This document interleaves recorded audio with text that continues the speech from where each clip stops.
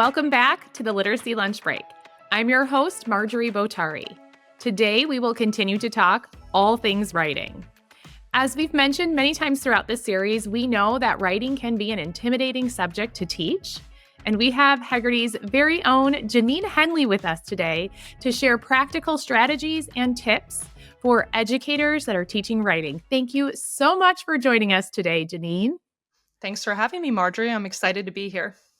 We're excited to have you. So before we jump into all questions and discussions about writing, I always like to just give guests a chance to share a little background about themselves, how you got into education, and then I would love for you to touch a little more specifically on what led you to Heggerty and really this interest in not only teaching, but supporting teachers with writing. Yeah, definitely. So I'm currently a literacy specialist here at Heggerty, but the majority of my career was spent in elementary education. So I taught second and third grade for 5 years. And, I work with a lot of teachers providing professional development at Heggerty around writing. And I always tell them it's very ironic that I'm standing up there in front of them talking about writing. Because if you had asked me when I taught second and third grade, like how I felt about writing, I would have easily told you that writing was my least favorite subject to teach. I really had no idea what I was doing. I didn't know what skills or strategies my students really needed in order to become proficient writers or how to support my struggling writers. And I will say the majority of every single class I ever taught, my students were struggling writers. So when I think back, like I always tell teachers, I know I assigned a lot of writing when I taught, but I'm not quite sure if I really ever did explicitly teach my students any skills or strategies that they needed to become successful writers. Thankfully, I was very cognizant of this fact. I knew that it was an area of growth of mine, and it was something that I was really curious about and wanted to learn more. So I ended up going back to become a reading specialist. I went to UVA to really help learn best practices surrounding reading and writing instruction. And then after that, I did a myriad of reading roles like intervention, coaching, literacy specialist. And that's really where I discovered my passion and love for providing professional development. And it's really what led me to Heggerty. I really love working with teachers and teaching them about writing research and about all the different skills and strategies that their students do need to be able to do to become strong writers. And I always find, that many teachers have a similar background to me. They, don't feel very confident and they're really good at assigning writing, but again, they're not really sure what to teach. So I think it's very rewarding to be working with teachers in that capacity and then having them leave professional development sessions just feeling very comfortable and confident and really excited about writing and just its potential in their classrooms. I love that you said that because I think I share that, I started my teaching career as a sixth grade reading and language arts teacher. And what you just said about assigning writing, I'm like, oh yes, that's what I did. And then I would try to throw in some, lessons here and there, but it wasn't really very systematic at all. And even how to assess or how to know what my students need, super challenging. So I think that's one thing, just kind of knowing and having that clear understanding of what we're supposed to teach. But then can we maybe even like to teach writing? Can it maybe be something that's exciting? So I'm excited to share for you to share some of those ideas or, as you started to learn. And feel like we all very share a similar path of this is how we started. And this is when we realized we needed to maybe learn something more. And yes, like that reading aspect of literacy is so critical and we absolutely need to learn more, but we really need to remember that writing is a critical piece of literacy and we need to ensure that we're teaching that systematically as well. Definitely. So I think we kind of maybe know some things that can be intimidating. We maybe touch on that a little bit, but in your experience working with teachers, and even thinking back to your own teaching, what do you think is the most intimidating or maybe the most challenging pieces of teaching writing? Yeah, it's maybe hard to narrow it down to just one, but I can Yeah. think of a couple that I think are kind of all interrelated. But I always like to say, too, I always start my professional development sessions asking how teachers feel about writing. So, kind of like their perceptions about writing. And what I really hear from them is that teachers really know that writing is important. It can be so fun and rewarding, especially when, all the like stars align and students are really Yeah. able to express themselves through writing. But simultaneously, teachers also overwhelmingly tell me it's so challenging and difficult. So I always like to think of writing as like a dichotomy a little bit. Like it's not just one or the other, it really is both. And so I just like for anybody listening out there, I just really want to acknowledge that yes, teaching writing is challenging and difficult. So if you are feeling like what Marjorie said, like hesitant or intimidated, that's because writing is very complex. And Yeah. I think many of us know this, but I think it's just good to say, like I say it all the time, and I think it's still a good reminder that writing is not a natural process, just like reading, right? Our brains are not hardwired to read and write like they are speaking and listening. And writing is a or a very challenging cognitive process. And I actually just read a study from all the way back in 2005, and it discussed how writing requires twice the effort as reading. Twice the Wow. effort. Like, that's crazy. So it Right. is a really complex literacy task. And I think when we're thinking then about challenges, of course, the main one I think is that we weren't taught like all the skills in our teacher prep programs, right? It's very hard to kind of articulate all the skills and strategies that need to go into writing. Mhm. And now that all of us are out of teacher prep programs, so often in our professional development sessions that we receive, they're focused on the science of reading more so than the science of literacy in Yes. general. So kind of what you Yeah. said, Marjorie, like writing is just being put on that back burner and it's just kind of being left out of the equation. And then to like kind of make matters more complex and challenging is that many teachers just don't have any resources or Yeah. framework then to use to teach writing really explicitly. So I hear a lot from like district leaders and teachers that, again, there's a lot of assigning writing, but not so much explicit instruction. And then instruction is looking different from grade to grade and class to class. And then there's like no vertical alignment. And that just makes life a lot difficult too.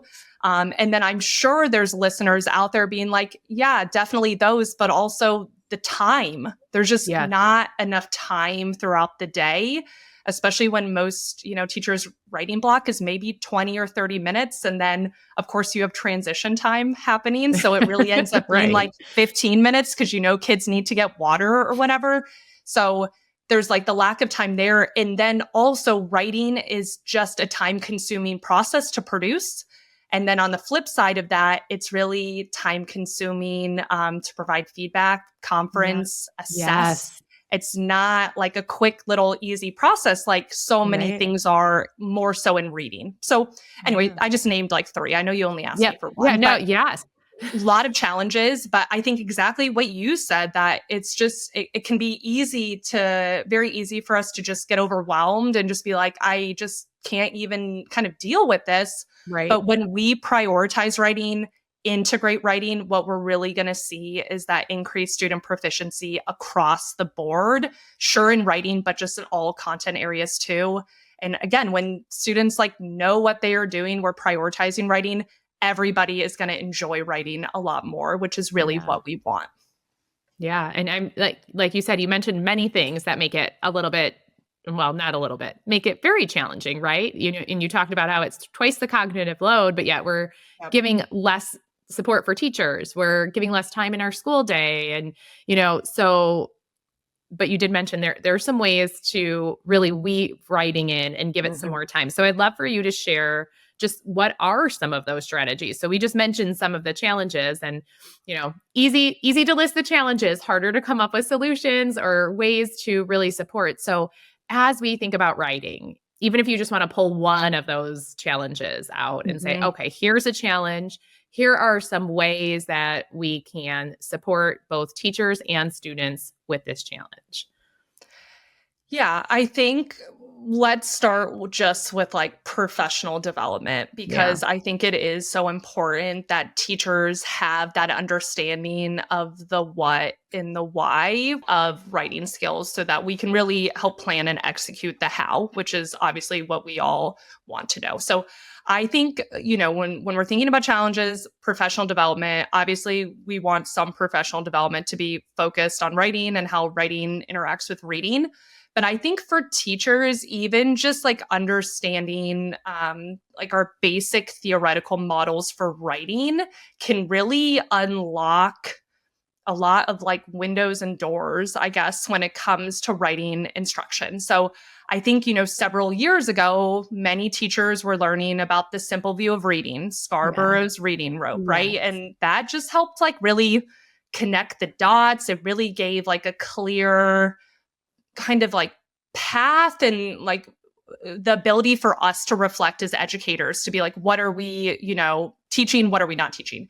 So I think of like these theoretical models as like a North Star, so to speak, right? Like they're kind of Love like our that. guiding light and what we should be following. I think what a lot of teachers do not know is that we have very similar theoretical models to simple view of reading and Scarborough's reading rope in writing. So I think like I would love to talk about maybe some of those models, because I think that it Yes. is really helpful to know this. And it also helps kind of like clear up misconceptions, I think, about Yes. writing instruction. So I would yeah, love I for you mean, to. Yes. And I okay, think, that's helpful for perfect. our listeners because yes, anytime I provide professional development for a like reading, I always start with the simple view of reading and Scarborough's reading rope because it's actually surprising. We feel like so many people have seen it, but it's surprising how many haven't. And Yep. it's not all encompassing. It's not going to include everything, right? But it is like, Mhm. I love the way you said this is like your North Star. It gives you that understanding. So writing doesn't seem so messy of like, oh, there's all of these things to teach. Here are some very clear guidelines, some components, and that can be, your, again, like guiding you in that right direction. So I'd love for you to chat about some of those. Absolutely. Yeah, definitely. And I agree. It's like it makes it, I think, less daunting, right? To actually Yes. know what are the skills and strategies our kids need to know, and really breaking it down. Yeah, I think it makes it less daunting. So let's start with the simple view of writing, because again, I think most people first learned about the simple view of reading. But the simple view of writing really tells us the two major domains our students need to really get to skilled written expression. That is our ultimate goal, right? That our kids are proficient, skilled writers. And so this model really emphasizes that we need transcription skills. So, like, think of that on your left, like transcription skills. Those are skills like handwriting, letter formation, spelling, and going off spelling, phonemic awareness, because we need to be able to Mhm. segment the sounds. And then also keyboarding, which we know, like, Yes. especially nowadays, right? Like, I was providing a professional development the other day and I was like, oh, well, you guys are kindergarten teachers, so you don't need to worry about keyboarding. And they were like, wait, what? Our kids Yes, actually you. are keyboarding. Yeah. So it's like Yes. across the board, right? So Mhm. basically any skill that our students need to like actually get their brilliant ideas down on paper or, on Google Docs or whatever, that's a transcription skill. So we need to make sure we have that in place. But the simple view of writing also emphasizes that we really need composition skills. These are Mhm. text generation skills. So when we're talking about composition, text generation, we're thinking about things like background knowledge, vocabulary, sentence structure, Yes. grammar, and then also paragraph and text structures, amongst other things. So, again, we really need to make sure that we're setting students up for success here. We want to make sure we're explicitly teaching the skills in both domains. And I think there's a lot of misconceptions about this, like, happy to dig into that as well, kind of going off of that. Yeah, go yes, I would love to hear some of those misconceptions because we might have some listeners thinking, they might have some of those misconceptions, but Totally. just the way you were able to kind of just take that. I mean, I think that already is just like just a clearer picture in the mind of an educator, right? Like these are the things that I need to be teaching. And so it's not you're just kind of, sometimes it feels like you're almost chasing your tail of like, oh, Yeah. I'm teaching, the composition side, but oh my goodness, I'm looking at their writing and, Mhm. their letter formation or their, like you mentioned, their spelling. So what am I supposed to focus on? How much feedback am I supposed to give? What lessons am I supposed to provide? So Right. kind of just starting with, again, that simple view, right? Mhm. Creating it nice and clear, understanding these two pieces of writing, but then being able to dig in a little bit more. But even as we think about composition, you mentioned background knowledge, sentence structure, grammar, right? Syntax. We know the importance. Again, that's why when we think of literacy, it is this big umbrella. Yeah. When we're, those are the same things we need to be proficient readers. And so, Totally. yeah. But yes, love to hear about, some of those misconceptions Mhm. and clarify that for some of our listeners. That would be great. Definitely. Yeah, and going off what you're saying too, like thinking of how transcription or like more constrained skills versus less constrained skills, Yes. right? It Yes. just like, yeah, it's a lot. Okay, so several misconceptions that I hear frequently, and I think I definitely had when I was a teacher too, is that first off, for students who have strong transcription skills. So, we have all had those kids in our class, really strong spellers, great handwriting, that they're just automatically going to become a strong writer, right? But we need to make sure it's like not. Yes. It's again parallels back to reading, right? Just because you have word recognition doesn't mean you're going to be a strong comprehender. The same thing goes for writing. Yes. So we really just want to make sure that again we're teaching all of those composition skills, and kind of like going off of that same but different is I think a lot of early elementary teachers, so let's include pre-K too, pre-K, kinder first, they kind of feel like, okay, we know transcription is important.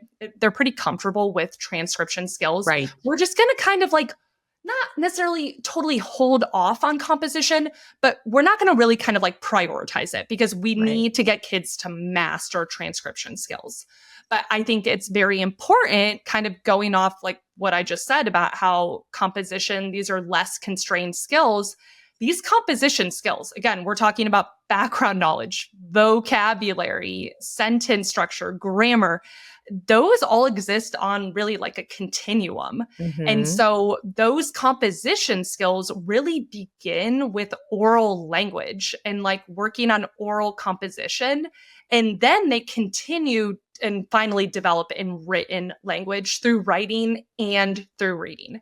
So, really, we want to make sure that we are not just like putting those composition skills Yes. aside in early Mhm. elementary and pre K too.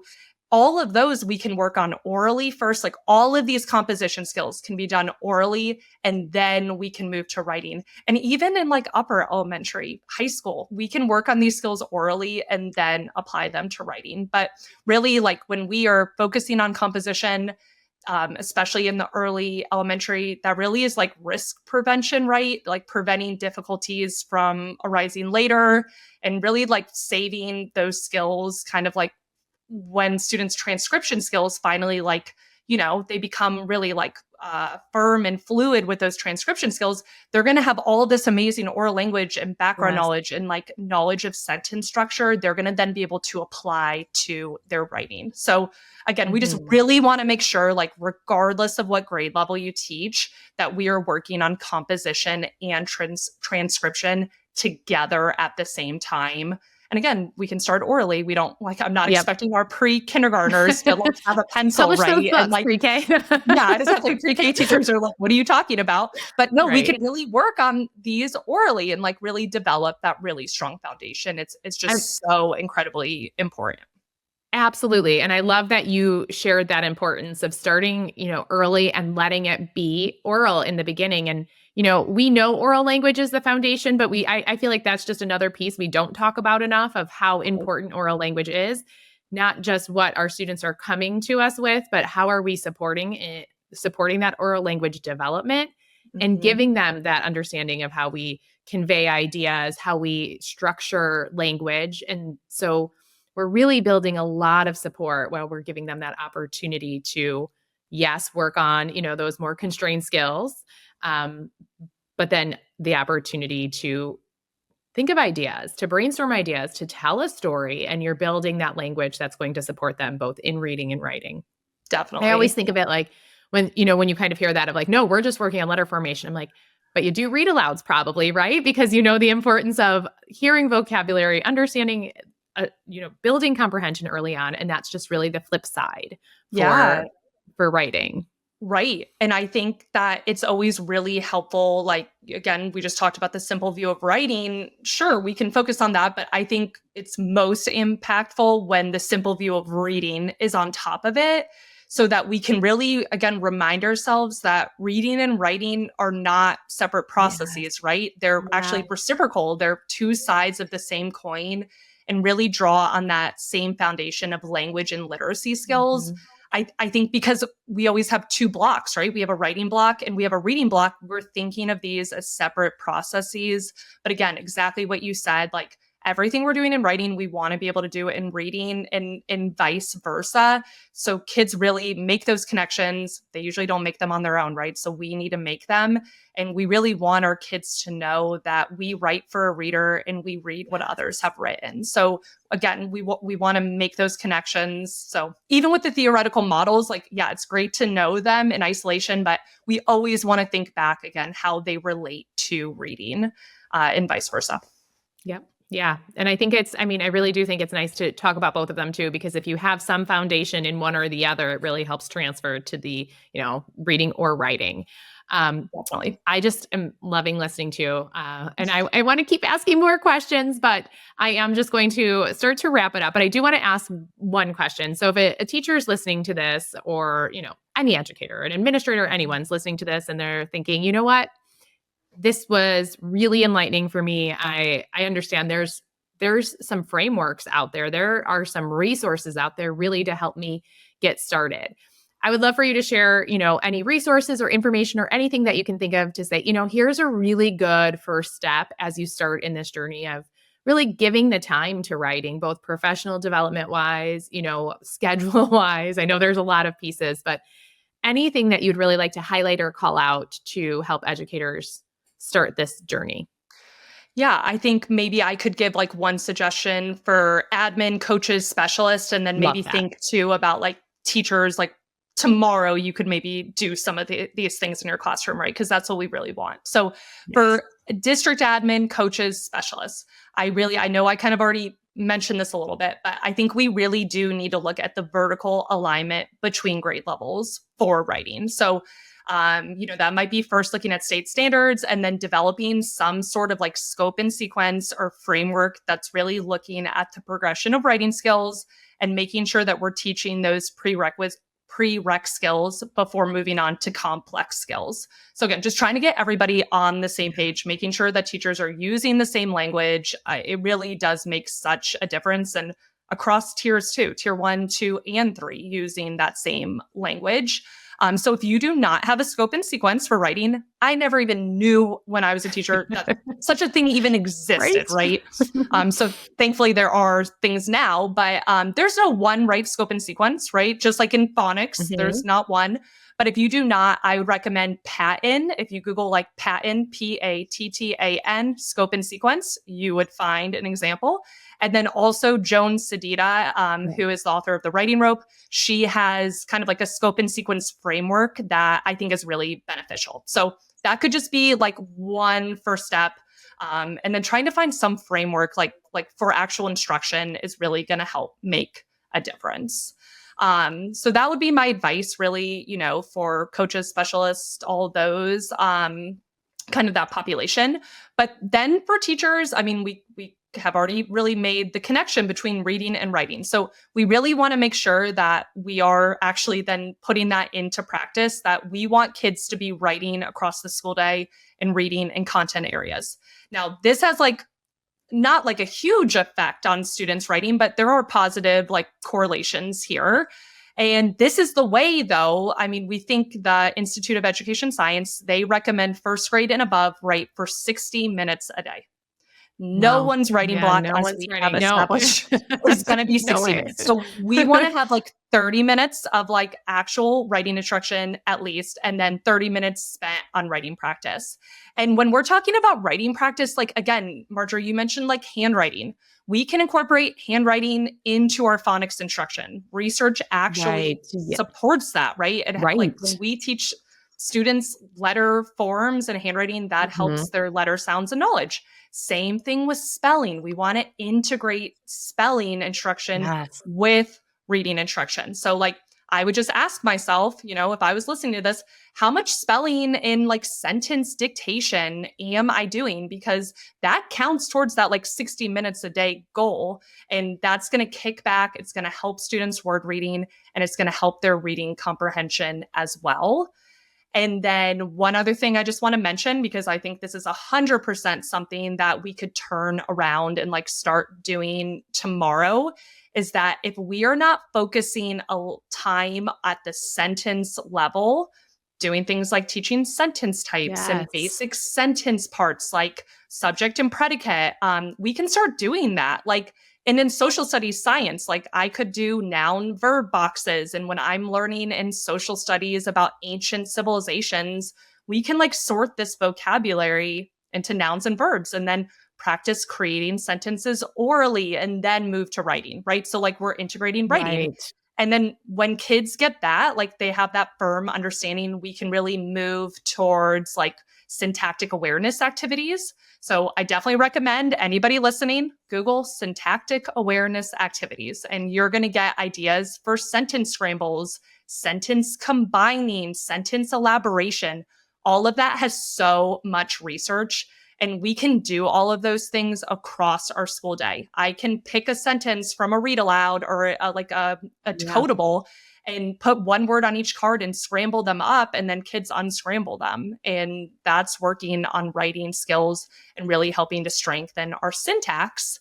I will say though, not like a warning, but like something to keep in mind is we don't just want to work at the sentence level. We always want to have that bigger picture as well. So I think sometimes some teachers get stuck at the sentence level, but we want kids to see that whole picture of writing. So just making sure we're using like mentor models, right? And like giving students those examples, teaching steps of the writing process, revising and editing, all of that stuff is going to really, when we put it all together, that is really where we're going to see gains. So, I mean, I could spend 6 hours. I talking know. about I'm this. like, I I love listening to, and I'm I know there's so much more to dig into, but I am so grateful to have you as a guest, because I think sometimes this is why we do, try to keep the episodes shorter, just because we know sometimes it needs to be manageable moves too. So hopefully we have some listeners that are,